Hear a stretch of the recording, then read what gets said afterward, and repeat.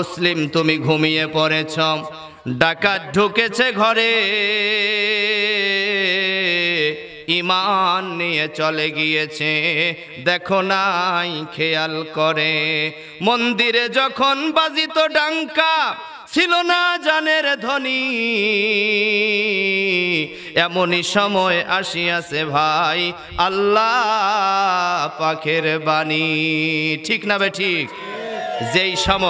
যেই সময় মক্কার অবস্থা শুধু নয়, তামাম পৃথিবী অন্ধকারে নিমজ্জিত ছিল, মানুষে কোনো মানবতা ছিল না, নারীদেরকে মেয়েদেরকে দাসী হিসাবে ব্যবহার করা হয়েছিল, শুধুমাত্র উপভোগের পাত্র ছাড়া আর কিছুই মনে করা হতো না।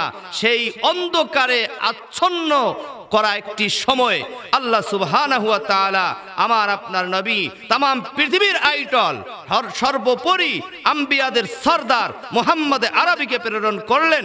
করার পরে মুহাম্মদ সাল্লাল্লাহু আলাইহি সাল্লাম 1 থেকে 13 বছর পর্যন্ত যখন বুঝতে শিখলেন, মানুষকে দিনের পথে দাওয়াত করে, মানুষ দিন বোঝে না, মানুষকে ধর্মের দিকে দাওয়াত করে, ভালোর দিকে আহ্বান করে, মানুষ ওই ভালো ডাকটি শোনে না, মানুষকে সত্যবাদী হওয়ার জন্য আহ্বান করে, মানুষ মিথ্যাবাদী হয়ে যায়, মানুষকে ন্যায়ের দিকে ডাকে, মানুষ দিন দিন অন্যায় করে চলে। এই 13 বছর জীবন পর্যন্ত এক চুল ছটাক পরিমাণও কোনো মানুষকে হেদায়েতের বাণী রাসূলের মাধ্যমে আসেনি, হয়নি। এরপরে তিনি কি করলেন?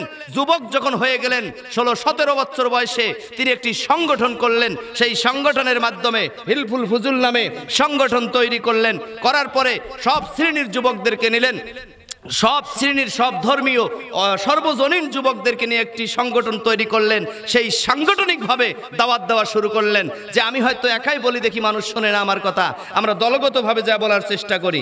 এবার দলগতভাবে যখন দাওয়াত শুরু করলো, এদিকে 17 বছর থেকে শুরু করে 40 পর্যন্ত কত হয়? 23 বছর, দীর্ঘ 23টি বছর ওই হিলফুল ফুজুলের সদস্যদেরকে নিয়ে আল্লাহর নবী মক্কার অলিতে গলিতে ওরা ভালোর দিকে আহ্বান করেছেন। কিন্তু দুঃখজনক হলেও সত্য, একটি মানুষও বেঈমান থেকে ঈমানদার হয়নি, একটি মানুষও খারাপ খাসলতগুলো ছেড়ে দিয়ে ভালোর দিকে আসেনি। কারণ ছিল একটাই, আল্লাহ রাব্বুল আলামিন ডাক দিয়ে বলেন, নবী হে, তুমি তোমার দায়িত্ব পালন করা শুরু করে দিয়েছো সময় আসার পূর্বে, যার মাধ্যমে আল্লাহর দিকে মানুষ অগ্রসর হবে, দিনের মধ্যে প্রবেশ করবে, এটা তো যায়নি, মাত্র কেবল তোমার মধ্যে পাঠিয়ে দিলাম, তার নাম হলো আল কোরআন। জোরে জোরে কোন সুবহানাল্লাহ। তাই আমি আপনাদেরকে বলতে চাই, খুব শর্টকাট আকারে সংক্ষিপ্ত সময় একটা কনস্ট্রাকশন দিলাম, যে আল্লাহর নবী ভালো মানুষ ছিলেন, শিশু থেকে ভালো, মায়ের পেটে থাকা অবস্থা থেকেই পৃথিবী মুখরিত হয়েছিল, মা আমিনার গর্ভে থাকা অবস্থায় পৃথিবীতে আবাস পাওয়া গিয়েছিল। শুধু তাই নয়, তার হাজার হাজার বছর পূর্বে তাওরাত কিতাবে, জাবুর কিতাবে আল্লাহ রাব্বুল আলামিন এই মুহাম্মদ সাল্লাল্লাহু আলাইহি সাল্লামের প্রেরণ হওয়ার সুসংবাদ পৌঁছিয়ে দিয়েছিলেন। তারপরে যখন পৌঁছিলেন, দুনিয়াতে আসার পরে মানুষকে ভালোর দিকে ডেকেছে, একটি মানুষও ভালো হয়নি। একে 1, 2, 4 বছর নয়, পুরা 40টি বছর পর্যন্ত মানুষকে সত্যের দিকে ডাকছে, কিন্তু মানুষ মিথ্যা ছেড়ে দিতে পারেনি। কারণ একটাই, যে ওই সময় ডাকার যে রাস্তা ছিল সেটার নাম আল কোরআন। আল্লাহর পক্ষ থেকে ঐশী গ্রন্থ আসেনি তেনার কাছে, আর কোরআনের মাধ্যমে যদি দাওয়াত না হয়, তাহলে কখনো কোনো মানুষ বেঈমান থেকে ঈমান আনতে পারে না। এটার দৃষ্টান্ত আল্লাহর নবী নিজেই এই দুনিয়ার জমিনে দিয়েছে। বলুন ঠিক না বে ঠিক? অথচ সেই কোরআন আজ শোকেসের উপর, সেই কোরআন আজ সুন্দরভাবে তাও করে গোছায়া চুমু দিয়ে বুকে লাগায়া আস্তে করে যত্ন করে রেখে দিয়েছি। এই কোরআন কি শোকেসে রাখার জিনিস, না কোরআন নিজের জীবনে বাস্তবায়ন করার জিনিস? বাস্তবায়ন করার জিনিস। তাই যদি হয়, একটু মনোযোগ লাগান। আজ আপনাদের কাছে আমি যে কিতাবটা হাতে নিয়েছি সামনে, এটার নাম কি জোরে বলেন তো দেখি? আরো জোরে বলেন, আরো জোরে বলেন। আল কোরআন। এই কোরআনের তাফসীর শুনতে আপনারা রাজি আছেন তো ইনশাআল্লাহ? কারা কারা রাজি? দু হাত তুলে আল্লাহরে দেখান। লিল্লাহি তাকবীর, নারায়ে তাকবীর। আল্লাহ তুমি দেখো, যদিও সংখ্যায় কম, কিন্তু যেই মানুষগুলো হাত উঠিয়েছে তোমার কুদরতি নিজাম দ্বারা ফেরেশতার মাধ্যমে তুমি ক্যামেরা করে নাও। এই ওসিলায় হলেও কিয়ামতের ময়দানে তুমি আমাদেরকে নাজাত দিও। সকলে বলুন আমিন। সম্মানিত উপস্থিতি, আলোচনা কি শুরু করব? শুরুর আগে আপনাদের সামনে একটা গল্প বলি। সেটা হলো এই, আমার মনে পড়ে যায় মাঝে মাঝে গল্পটাকে গল্প মনে না করে শুনবেন, তাহলে কাজে লাগবে আলোচনা বুঝতে। সেটা হলো এই, 3 বন্ধু, একজন হলো ফকির, ভিক্ষা করে খায়, জমি জমা নাই, ভিক্ষুক। আর একজন হলো অন্ধ, চোখে দেখে না, কানা। আর একজন হলো ল্যাংড়া, পা তার অচল। এই 3 বন্ধু প্রতিদিন একসঙ্গে মাগরিবের নামাজ আদায় করে। যাই হোক, আদায় করতে করতে একদিন মাগরিবের পরে রাস্তা দিয়ে যাবে, তা মাঝখানে অল্প একটু নদী পার হতে হয়। ওই নদীর কাছে যখন গেছে, পানি একটু পাইছে, ঝলমল শুরু করছে। তা কানা, যেটা অন্ধ, সে ডাক দিয়ে বলতেছে, দোস্ত কি সুন্দর চাঁদনি রাত রে, চাঁদ তো সুন্দর আলো দিচ্ছে। তো এখন ও কিন্তু অন্ধ, ও বলতেছে চাঁদনি রাত, তেমন যাই, ল্যাংড়া, পাও নাই। এই এখন বলতেছে কি, ও কিন্তু মানুষের কাঁধে ভর দিয়ে যায়। এই এখন বলতেছে, এক শটে বেন মারি ফেলাই তোমার, তুমি তখন কানা মানুষ, তুমি ফির কেমনে বোঝো চাঁদ উঠছে, এক শটে মারি ফেলাবো। এখন ওর তো পায়ে নাই, ওই দিবে শট। আর এখন যার ফকির ভিক্ষা করি খায়, ওই এখন কয়, দোস্ত তুই শটে মারে, যত কোটি টাকা যায় আমি তোমাকে জরিমানা দেব। মানে ফকির বলতেছে আমি কোটি টাকা জরিমানা দেব, অন্ধ বলতেছে চাঁদ উঠছে, আর ল্যাংড়া বলতেছে শটে মারি ফেলাবো। কথাটা কি বুঝছেন আপনারা? যদি বুঝে থাকেন তাহলে শোনেন। সমাজে যারা ওই অন্ধ নামক লোক, তারা বলে আমরা কোরআনকে বুঝি, কোরআনের ব্যাখ্যা জানি। যারা কোরআন জানে তাদের ভুল ধরে, যারা অন্ধ তারাই। কথা বলুন ঠিক না ঠিক? এবং যেই সংসদ থেকে কোরআনের আইন পাশ হলে পরে সর্বোপরি প্রতিটি মানুষ শান্তিতে বসবাস করতে পারবে, সেই সংসদে আজ লেনিন কাবিলের আইন পাশ হয়, বেদুইনদের আইন পাশ হয়, খ্রিস্টানের আইন পাশ হয়। 16ই ডিসেম্বর আমন ফুর্তি করার জন্য যুবক যুবতী সন্তানদেরকে এই রাস্তাঘাটে, মাঠে, পথে, রাতের অন্ধকারে লেলিয়ে দেওয়ার আইন পাশ হয়। অথচ এই কোরআনের আইন সেই সংসদে পাশ হয় না। কথা বলুন ঠিক না বেঠিক? আমার বন্ধুগণ, তাহলে যারা অন্ধ তারা বলে আমরা সবই বুঝি, আর যার পা নাই এই হচ্ছে লেখক, মানে হাত ওটা বানাচ্ছে, হাত নাই, এই সরে মারি ফেলবার চায়। এমন লেখা লেখে আর এমন ভাবে গোল টেবিলে বসে, মাথা খারাপ। কথা বলে, কথা বলে, মনে হয় বুদ্ধিজীবী ওরাই, অথচ বুদ্ধির আধার কোথায়? আল কোরআনে, আল কোরআনে, আল কোরআনে। আপনাকে ধন্যবাদ যে আপনি কোরআন থেকে জ্ঞান নেওয়ার পরে কথা বলেন, তাহলে বুঝবো হ্যাঁ আপনি ইয়াতাযাক্কারু উলুল আলবাব। আল্লাহর ভাষায় তারাই হলো বুদ্ধিমান, যারা কোরআনকে গবেষণা করার পরে নিজের জীবনে বাস্তবায়ন করে এবং এই জিন্দেগিতে চলা অবস্থায় আখিরাতের পুঁজি কামাইয়ের ধান্দায় থাকে, তারাই হচ্ছে ইয়াতাযাক্কারু উলুল আলবাব। এরাই হলো পৃথিবীর জমিনে বুদ্ধিমান। জোরে কোন সুবহানাল্লাহ। আমার কথা কি মন খারাপ করলেন? এই যুবকেরা একটু টাইট ফিট হয়ে বসেন, টাইট ফিট হন, একটু নড়াচড়া করেন। লা ইলাহা, একটু নড়েন নড়েন, লা ইলাহা, জবান খুলে লা ইলাহা। সম্মানিত হাজিরিন, তাহলে আসুন আমরা কোরআন থেকে কথা শুনবো। শোনার আগে গল্প আকারে যেটা বলেছি এর ব্যাখ্যা এবার দেব। আসুন, এখন দেখেন টুপিওয়ালা আর দাড়িওয়ালা দেখলেই হুজুর। কথা বলেন ঠিক? এটা আবার মন খারাপ করেন, আমি বোঝার জন্য বলছি। আজকের আয়াতটাকে তাফসীর আকারে পেশ করার উদ্দেশ্যে আল্লাহি বিল্লাহি আমি এই কথাগুলো বলছি। সেটা হচ্ছে টুপি আর দাড়ির মধ্যে হুজুরের সম্পর্ক নেই, ওস্তাদির সম্পর্ক টুপি আর দাড়ির মধ্যেই শুধু না, এটা আল লিবাসুত তাকওয়া। লেবাস হচ্ছে একটা তাকওয়ার বহির্প্রকাশ। কথা বলেন ঠিক না ঠিক? এখানে অনেক আলেম ওলামা রয়েছেন এবং দূর দূরান্ত থেকে অনেকে শুনতেছেন। শুধু তাই নয়, মিডিয়ার মাধ্যমে তামাম পৃথিবী সরে যাচ্ছে এই আলোচনা। এই মুহূর্তে লাইফে হাজার হাজার মানুষ হয়তো বা অ্যাড হয়েছে, সকলেই শুনতেছে। তাই আমি আপনাদেরকে বলবো, পরিষ্কার একটা ধারণা নেন। আমরা মানুষ পৃথিবীর জমিনে 3 ভাগে বিভক্ত। 1 নাম্বার ভাগ হলো মুমিন, আর একটা হলো কাফের, আর একটা হলো মুনাফিক। কথা বলুন ঠিক না ভাই ঠিক? এই মুনাফিকটা হলো অ্যান্টিভাইরাস, এটাকে চিহ্নিত কঠিন। মুমিন এটা বুঝে নিতে হবে। এটাকে চিহ্নিত করার জন্য আজকের এই তাফসীর, আজ যে আয়াত তেলাওয়াত করেছি এর মধ্যেই মুমিনের গুণ আমরা পাবো। বলেন আলহামদুলিল্লাহ, ইনশাআল্লাহ। আর কাফের তো কাফেরই, যারা অস্বীকার করে সবকিছুকে, তারা তো কাফের। এটা আমরা চিহ্নিত করতে পারি অতি তাড়াতাড়ি। এবার আসুন, আমরা সবাই বলি মুমিন। মুমিন আর মুসলমান এটা কি এক জিনিস না? বলেন তো, বলেন বলেন শ্রোতারা। মুমিন আর মুসলমান, আমরা তো মুসলমান। যেমন আছে হিন্দু, বৌদ্ধ, ইহুদি, খ্রিস্টান, নাসারা, মুসলমান। এটা জাতি আছে, ধর্মের নাম। আমরা মুসলমান ধর্মের একজন করি সৈনিক, আমরা কালিমা পড়েছি, আমরা নিজেকে বলি মুসলমান। কথা তো ঠিক, তাই না?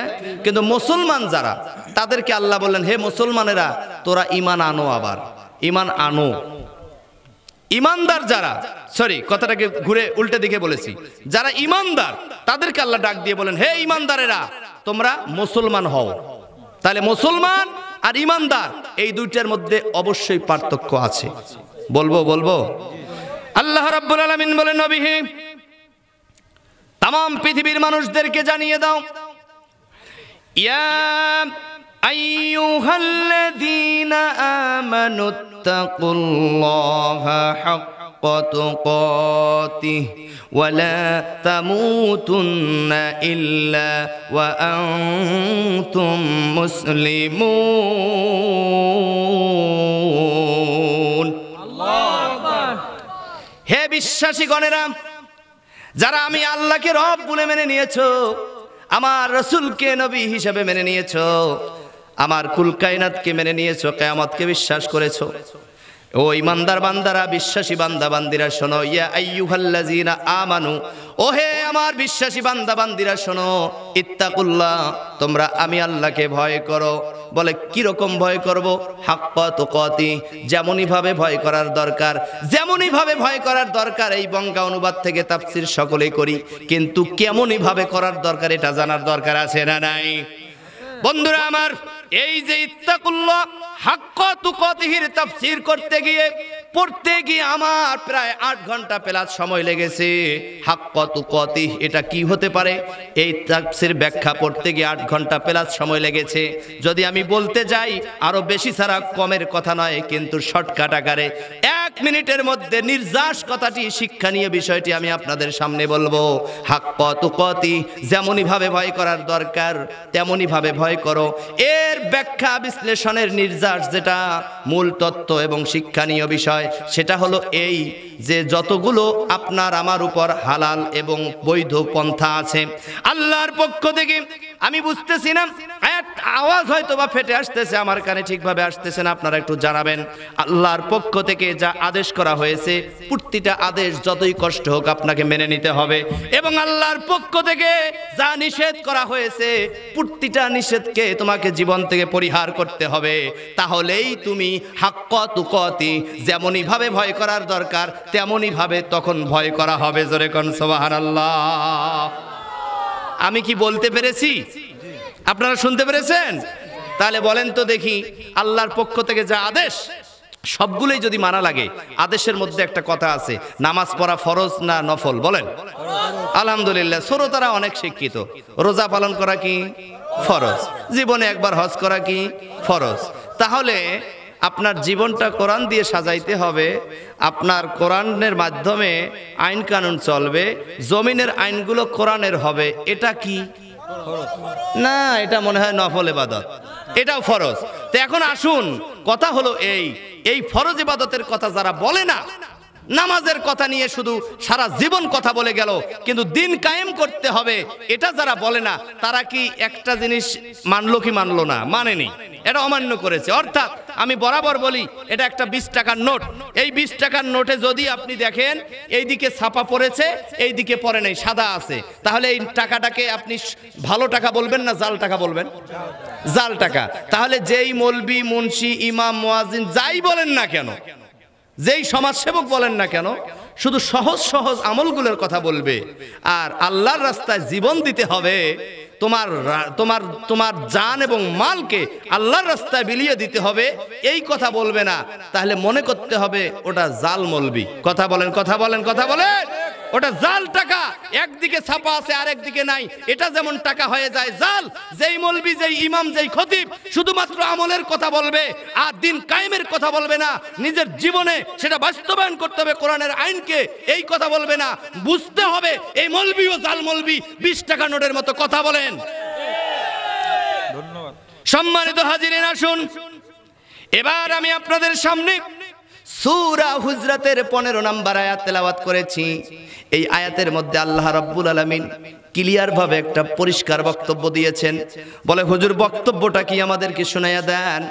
আল্লাহ রাব্বুল আলামিন বলে, নবী হে শোনো, পৃথিবীর জমিনে যারা মুসলমান, যারা ঈমানদার, ঈমানের দাবি করবে, ঈমানের দাবি করে প্রত্যেকেই বলবে আমি মুমিন হয়েছি, আর মুমিন হওয়ার কথা কেন বলবে? কারণ আমি আল্লাহ মুমিনদের সঙ্গে কেবলমাত্র আমার জান্নাত বিনিময়ের ঘোষণা দিয়েছি।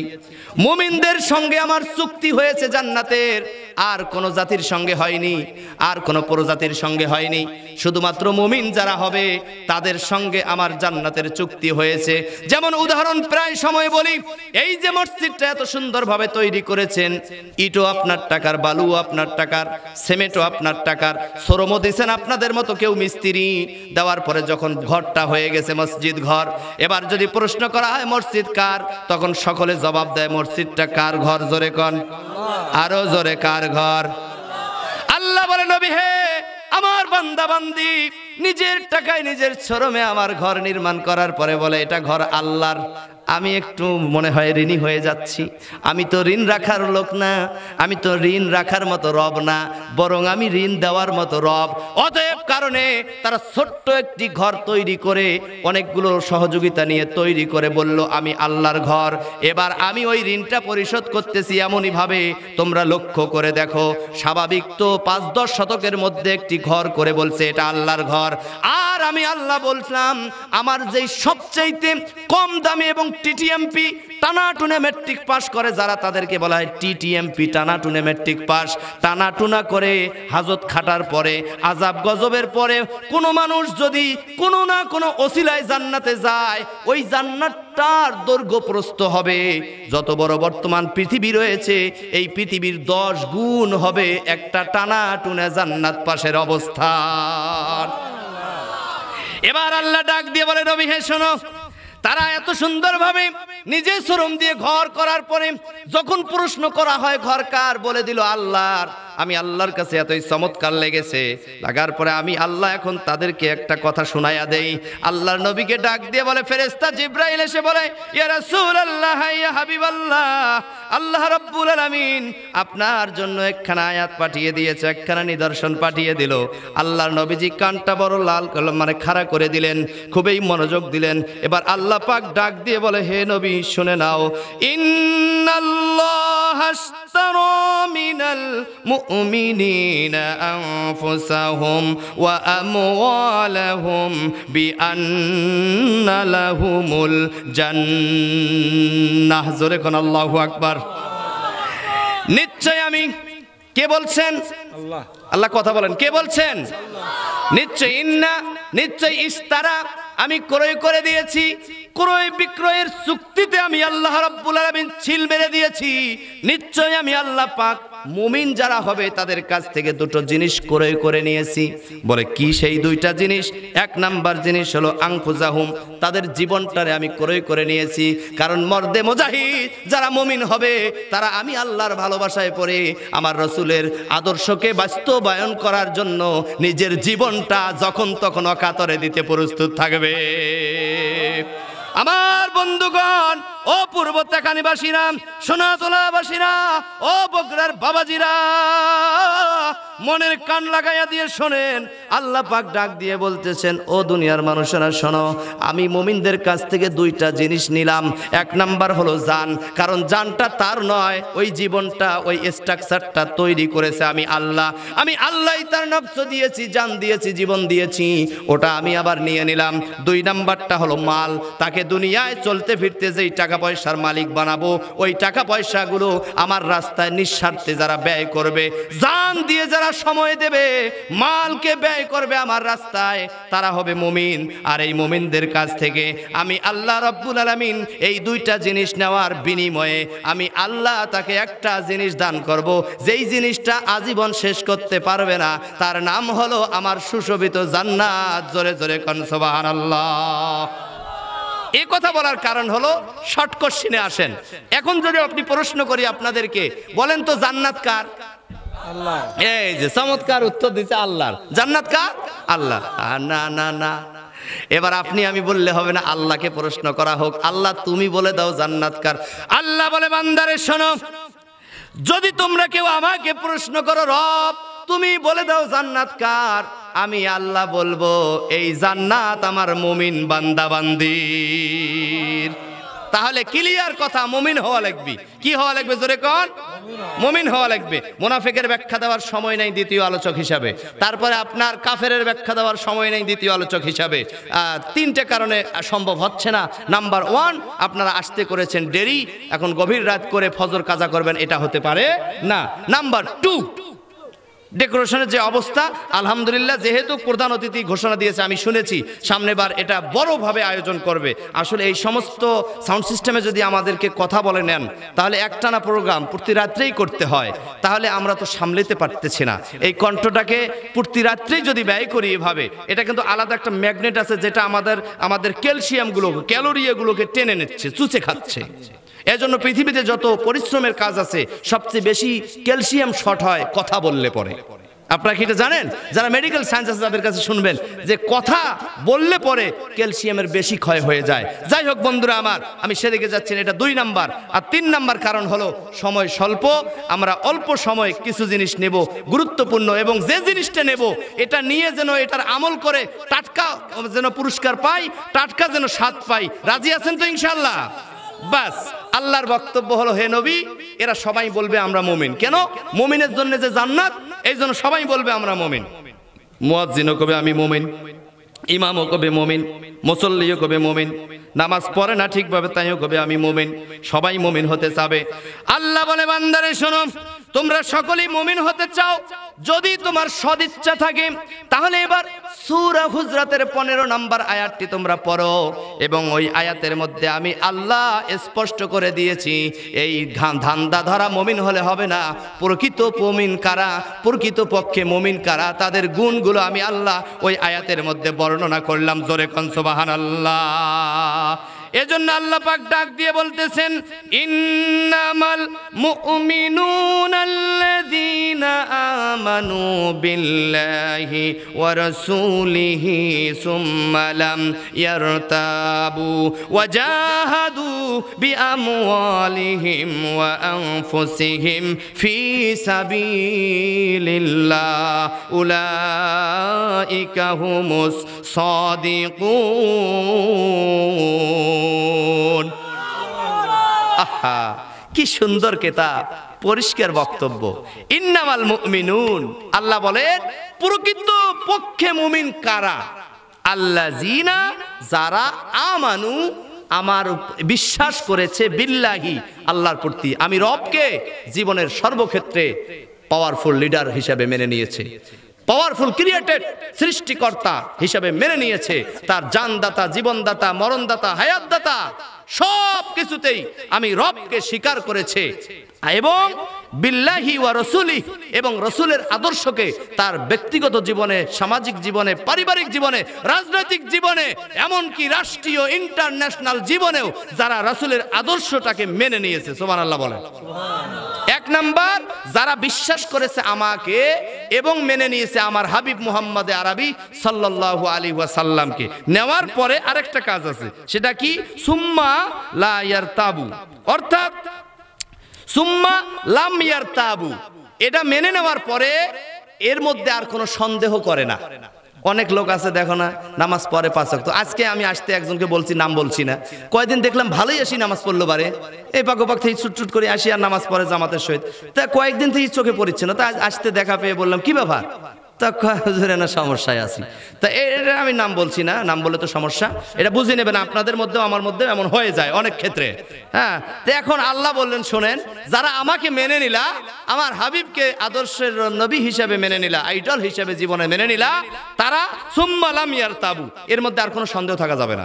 সন্দেহ যদি নাই থাকে তাহলে জীবন চলে যাবে, তা ওই লোকটাকে মসজিদ যাওয়া থেকে আপনি বিরত রাখতে পারবেন না। আর সন্দেহ আছে, হ্যাঁ, নামাজ পড়ছি তো ঠিকই, 10 বছর থেকে অভাব তো যায় না, তাহলে হলো। অতএব কারণে এর মধ্যে আর সন্দেহ থাকবে না। আমি একটা দুটো উদাহরণ দিলাম, হাজার হাজার কথা এই শব্দের মধ্যে, কয়টা বলবো? যাই হোক, এক কথায় বুঝে নেবেন, সুম্মা লাম ইয়ারতাবু, এর মধ্যে আর সন্দেহ করে না। বলেন তো, আল্লাহ এবং রাসূলকে মেনে নেওয়ার পরে আরো সন্দেহ করেন? আছে কোনো সন্দেহ? আলহামদুলিল্লাহ। যদি সন্দেহ না থাকে, তারপর আরেকটা কাজ আছে, وجاهدوا بأموالهم وأنفسهم في سبيل الله ওয়াজাহাদু, এবং জিহাদ করবে, সংগ্রাম করবে।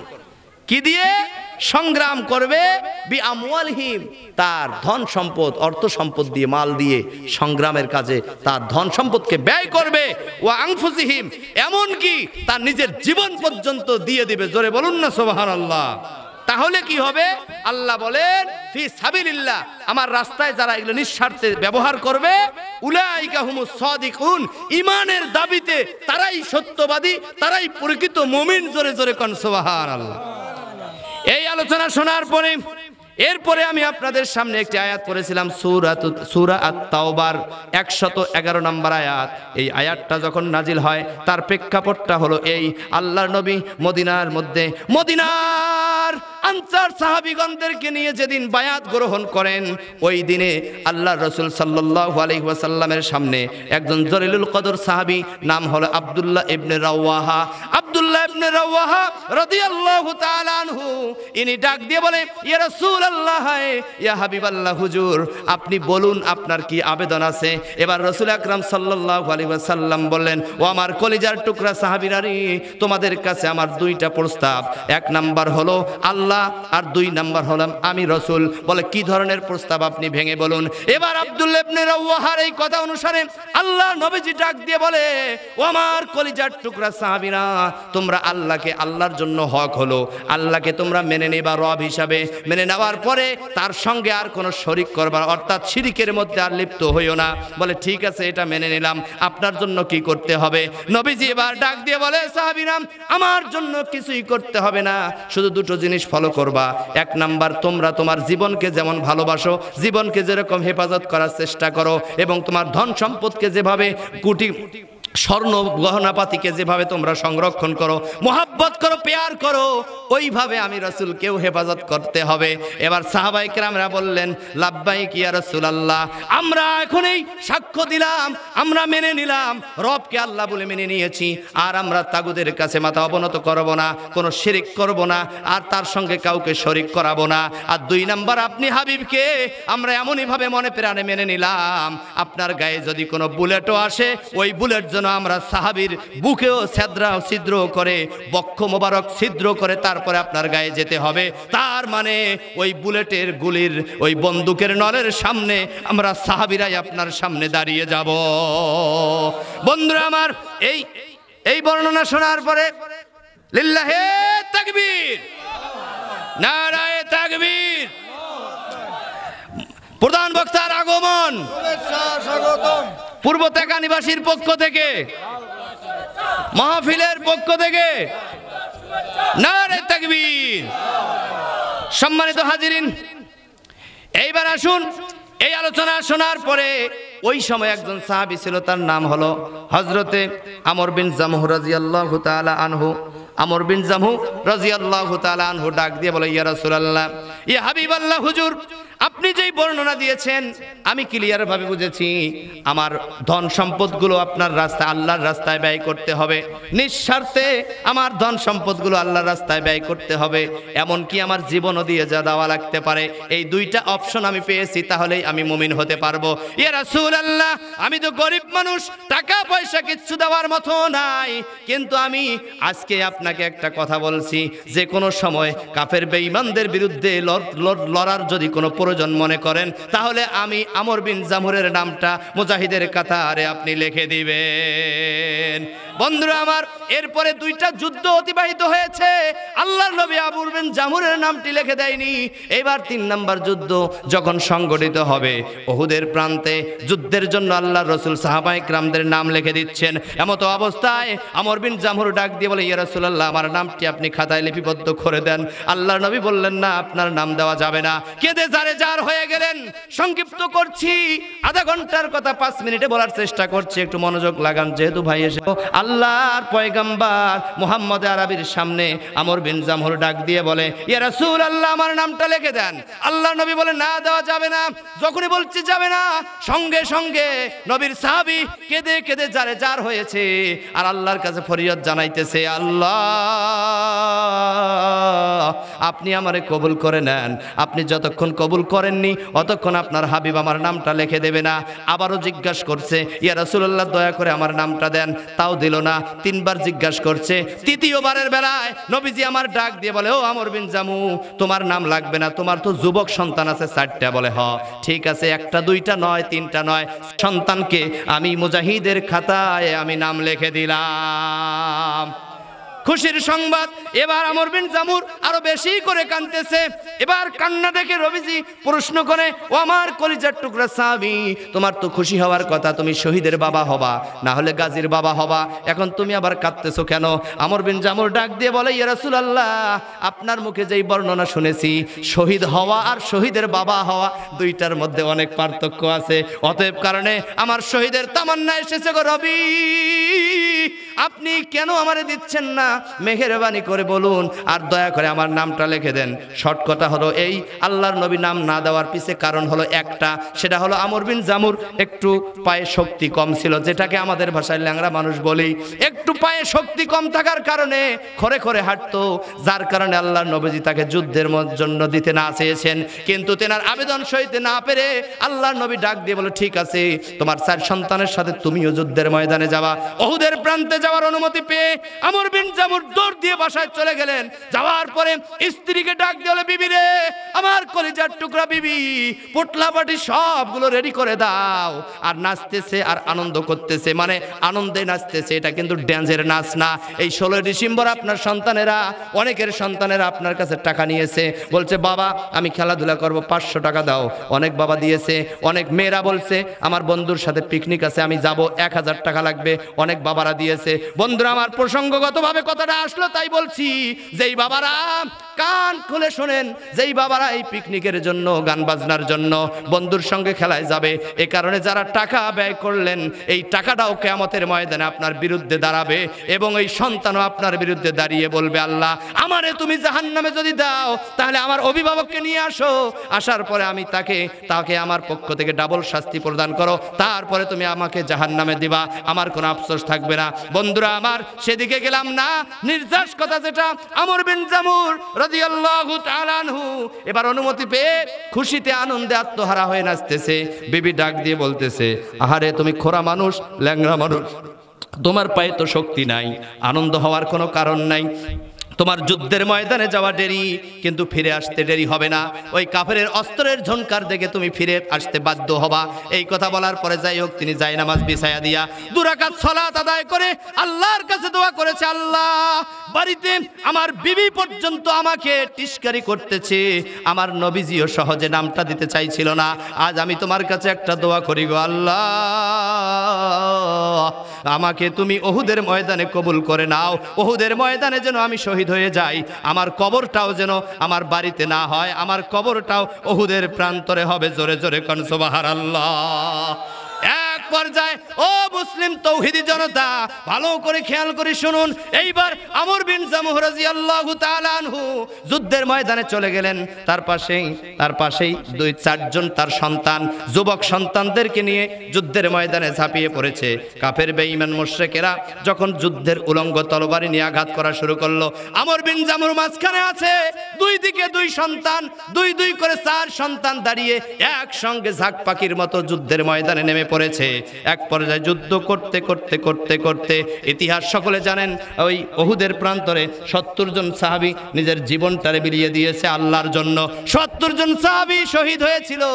এইবার আসুন, যখন তার সন্তানেরা যুদ্ধ করতে করতে 2 সাইডে, ডান সাইডে লক্ষ্য করে দেখে এক সন্তান কল্লা আলাদা হয়ে গিয়েছে, সন্তানের মায়া ত্যাগ করে অস্ত্র চালাইছে। বাম দিকে লক্ষ্য করে দেখে 2 সন্তানও মারা গিয়েছে, আর তার সন্তান নাই, একটি সন্তানকে নিয়ে যুদ্ধ করছে।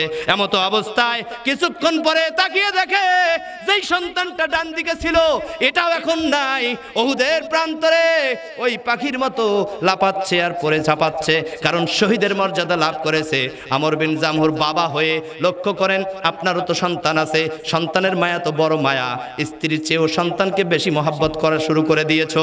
অথচ সেই জুয়ান যুবক 4টা সন্তান যখন শহীদ হয়ে গেল ওহুদের প্রান্তরে, এই ঘটনা আমর বিন জামুর নিজের চোখেই দেখলো, নিজের কাছে থেকে সন্তানদেরকে হারিয়ে ফেলার পরে চুল পরিমাণ দুর্বল হয়নি। ল্যাংড়া মানুষ, পায়ে শক্তি কম, তারপর তারপরও হাত দিয়ে উলঙ্গ তরবারি নিয়ে কাফেরদের বিরুদ্ধে লড়ার জন্য সামনে অগ্রসর হয়েছে। তাফসীরের কিতাবে আসে পিছন থেকে এক বেঈমান এসে এমন ভাবে আঘাত করলো, করার সঙ্গে সঙ্গে ওই মুহূর্তে আমর বিন জামুর ইন্তেকাল করলেন। ইন্না লিল্লাহি ওয়া ইন্না ইলাইহি রাজিউন। এইভাবে মারা যাওয়ার পরে শহীদের তামান্না সে অবশ্যই পেল।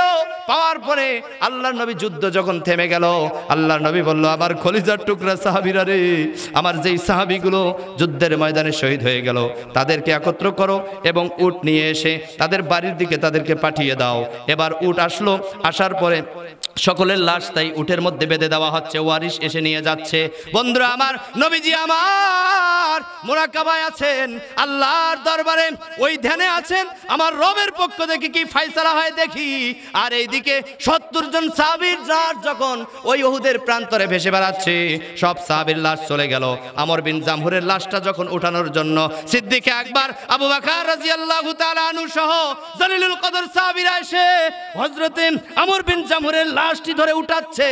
উঠানোর পরে আস্তে করে উঠের মধ্যে উঠায়া দিলেন। দেওয়ার পরে বলল, উঠ রে, আর দেরি করো না, দেরি করো না, যাও যাও যাও, আল্লাহর জান্নাতি মেহমানকে নিয়ে তার বাসায় তুমি পৌঁছায়া দাও। উটকে এত ডাকে, উট আর উহুদের ময়দান থেকে দাঁড়ায় না। সুবহানাল্লাহ, সুবহানাল্লাহ।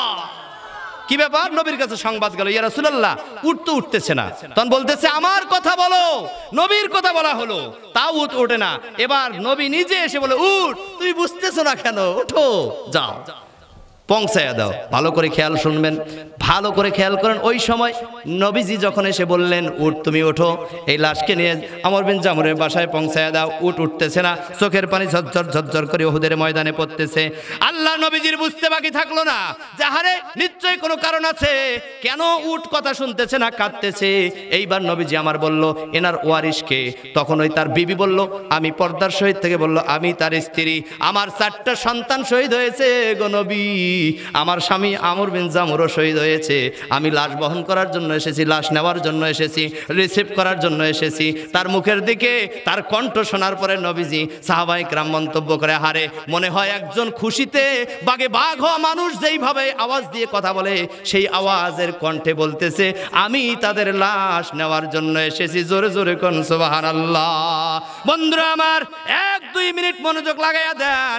এবার নবীজি ডাক দিয়ে বলে, ও আমরের স্ত্রী, ও জামুরের স্ত্রী, তুমি বলো তো বাসায় কোনো ঘটনা ঘটছে নাকি? বলে, না, তেমন কোনো ঘটনা ঘটে নাই। তাহলে আরো ভালো করে খেয়াল করো। বলে, ইয়া রাসূলুল্লাহ, একটা কথা আমার মনে পড়ে। বলে, সেটা কি? যখন আপনি অনুমতি দিয়েছেন যুদ্ধে যাওয়ার জন্য, তিনি বাসায় যা আনন্দে আত্মহারা হয়ে হাসাহাসি করা শুরু করে দিয়েছে। তখন আমি ইয়ারকি মস্কারি করে বলছিলাম, তুমি তো খোরা মানুষ, যুদ্ধে যায় লাভ কি হবে? যাইতে দেরি হবে, আসতে দেরি হবে না।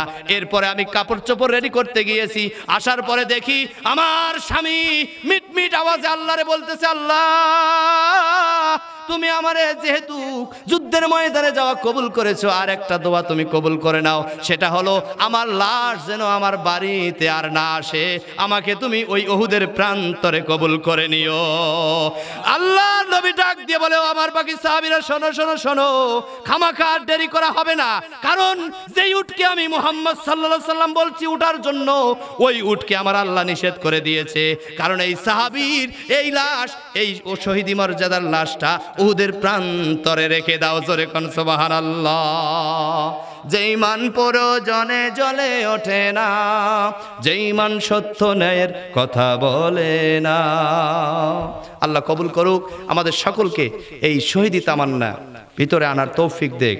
ইসলামকে সামনে রেখে ইসলামের ভিতর ইনক্লুড হয়ে জীবনকে পরিচালনা করার তৌফিক দান করে দেখ। সকলে বলুন আমিন।